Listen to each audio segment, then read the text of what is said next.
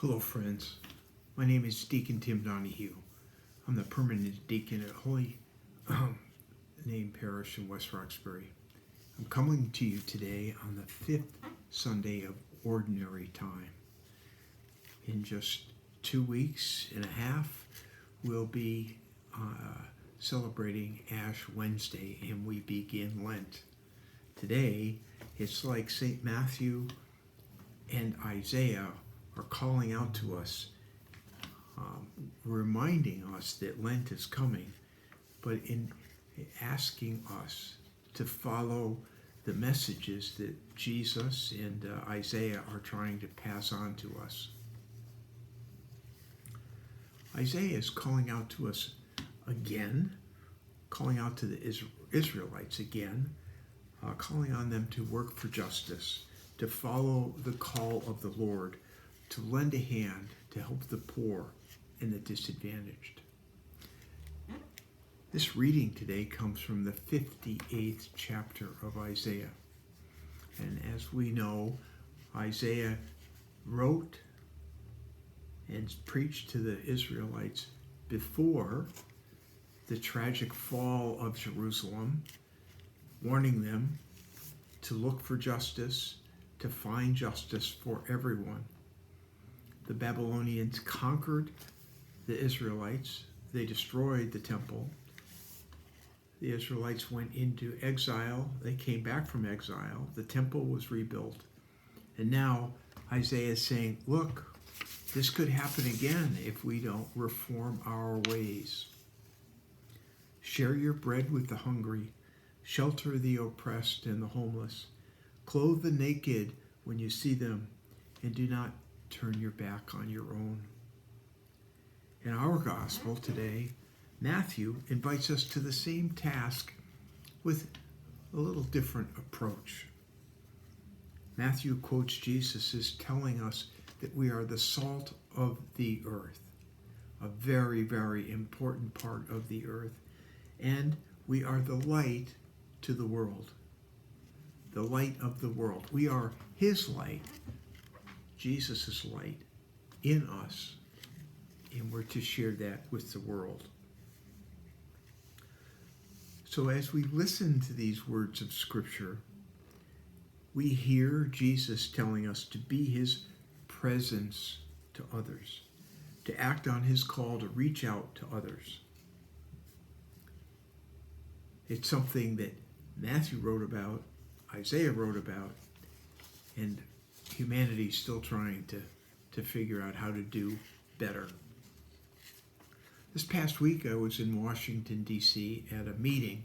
The meeting's called the Catholic Social Justice Gathering. I've heard about this meeting, but I've never been there. There were between 500 and 600 people at this meeting. And they're all from Catholic organizations or Catholic-related organizations, such as Catholic Relief Services, Catholic Campaign for Human Development, the Catholic Health Association, St. Vincent de Paul, Catholic Charities, Catholic Prison Ministries, Catholic Schools, and still more organizations, all with the purpose of furthering the gospel message in today's world. I never realized that the Catholic Church had so many arms of service and charity. After 3 days of these workshops, some of us, and there were 7 of us from Massachusetts, went up on the Hill, and we talked to our congressmen and our senators, either directly to them or to their aides, about 3 issues.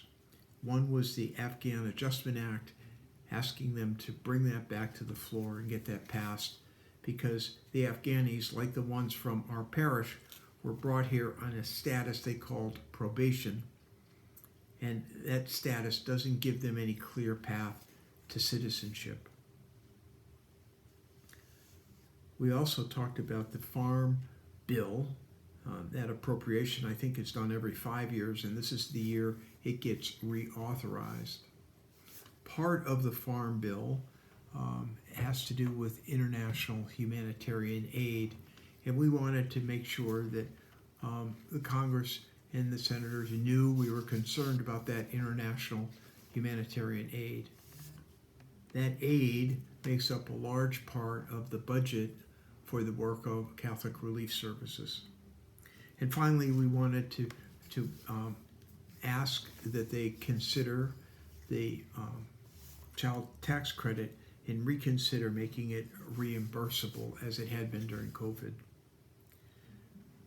It was quite a gathering. Every time you sat down, there were people that were doing good in other parts of the country sitting there wanting to share what they were up to.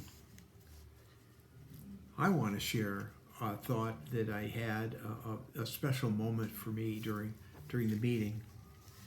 On Saturday, the first workshop, or the plenary session they call it, was sponsored by Catholic Campaign for Human Development.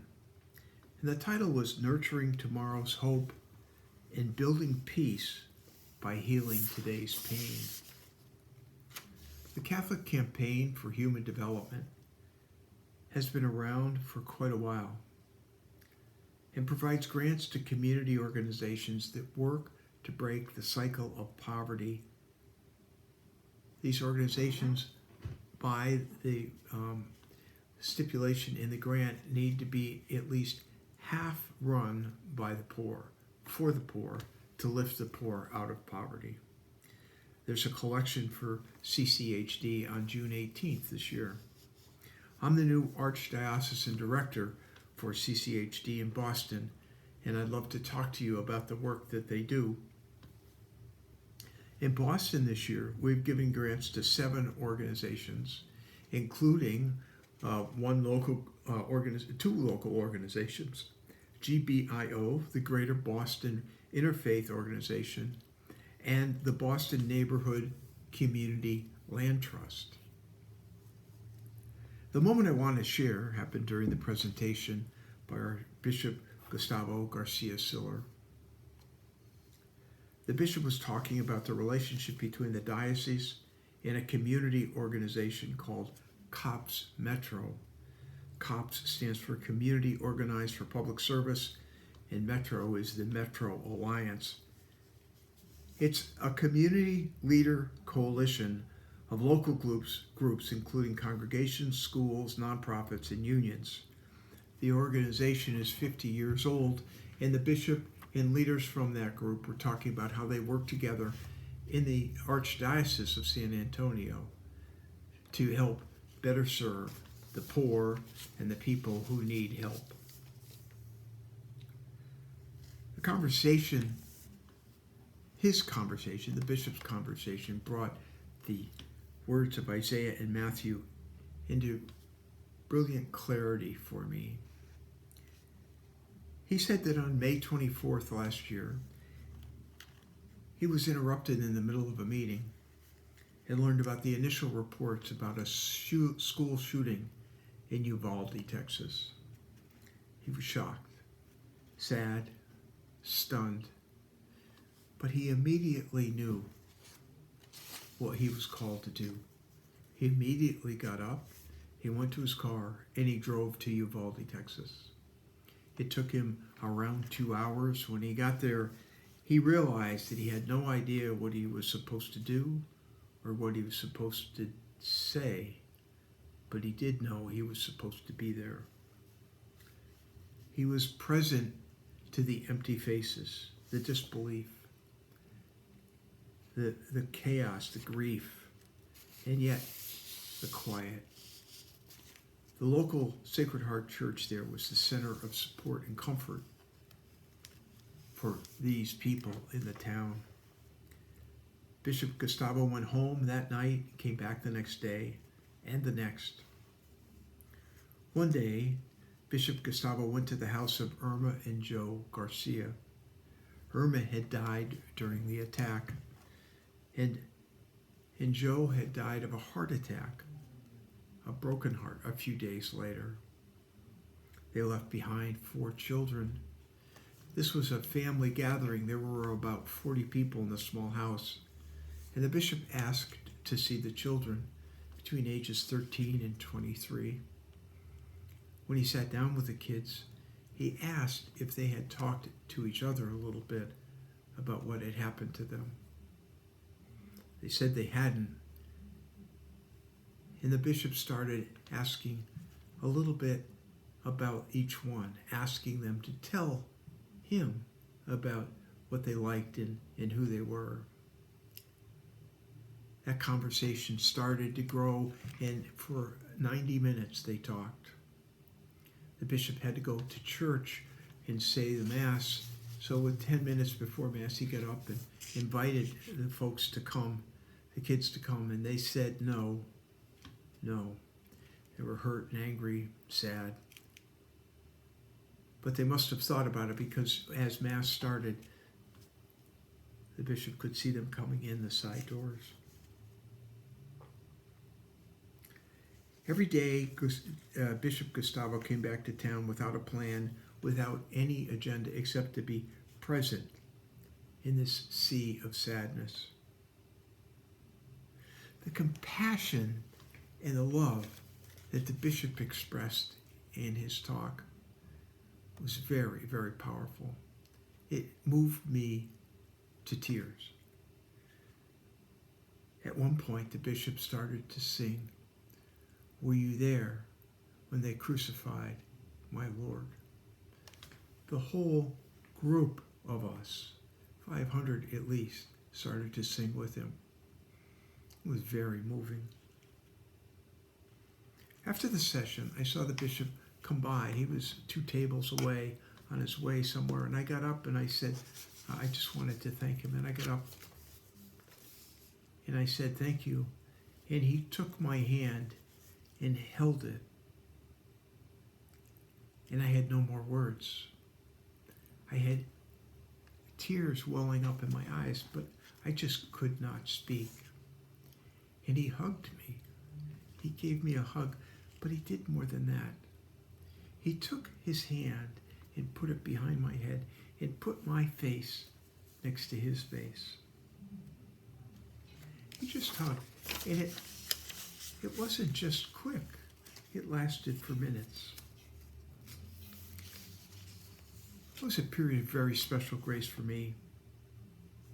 When I felt his face against mine, I felt the deep depth of his grief and the sadness, and it seemed to connect with my heart in grace.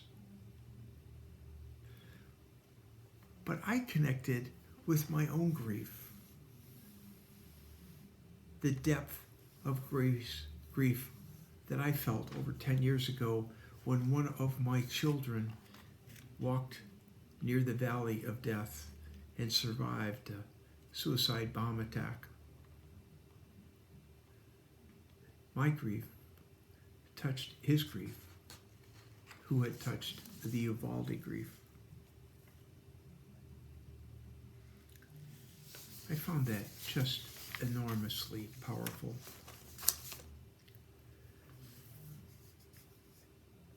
I went to Mass after that, and the bishop said the Mass. And at Mass, I happened to be sitting in front of him in the makeshift chapel, not too far away. And at the end of the Our Father and the Eucharistic rite, he looked down at me and he said, "The peace of the Lord be with you." Again, I was just moved by his compassion and caring. Presence. It all starts with sharing the light of Christ in our hearts with each other.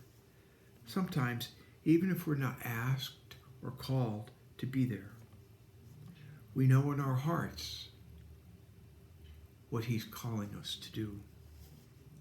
The first step in finding justice, finding the justice Isaiah is calling out for,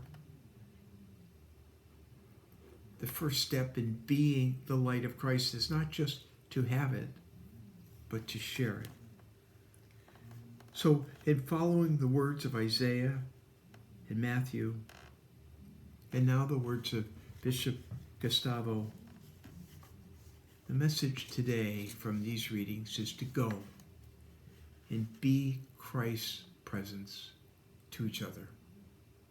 That simple, that hard. God bless you.